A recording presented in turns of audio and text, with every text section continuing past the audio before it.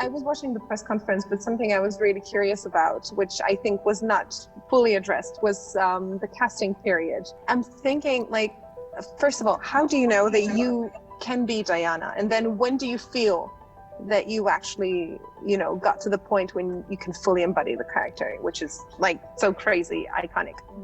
I guess so from the moment I was cast to filming was a period of about 6 months, which gave me a really good amount of time to kind of process everything having got the part. And then there was obviously a lot of hype around the announcement of it, and a lot of people saying, how will she do this? She's so iconic. How do you portray someone like this? Should you be portraying it? And there was a lot of hot air and a lot of noise, and it really threw me off for a while because I felt so far away from the point that I wanted to be, which is feeling like I could, like I knew this person intimately so that I could play them. And then I started talking to the research team that the Crown have, who are wonderful, and they basically go through all the resources out there with a fine-tooth comb and kind of present you with like an amazing kind of lever arch file of all the research they've done. And so then I started really like getting into it and kind of just like going over all these different, all this different information, which was very helpful. But then what made a real difference was actually getting the scripts. And when I got the scripts, and I kind of realized that actually Peter Morgan's version, the series that we're creating is the characters that we're playing are Peter Morgan's characters. This is, for all intents and purposes, it's fictionalized. And that really helped. So then I kind of realized that actually all the research I could park and I could leave it. I'd kind of absorbed it and now could put it to one side.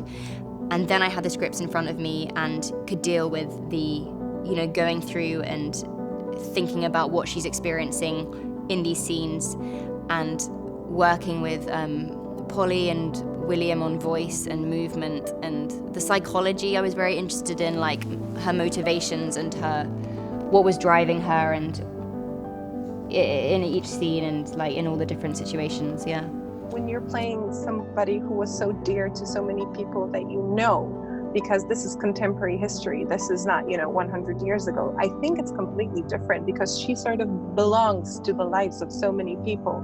Were there like particular memories, for example, that your family had or your friends had, that then you found in the script, Yeah, I think it's really interesting because something I found is that wherever I go, if someone puts two and two together, they always have a story. Everyone has like a Diana story. Oh, my aunt sat next to her once, or oh, my dad met her once. And I think that's really interesting, but I think from that, if I experience that, what I take from it is that this is a woman who touched so many people's lives, and I think what that says is so much about how she could empathize with people, that she was such a people person. And people felt like they could relate to her, which I don't think had really happened with someone in the royal family before.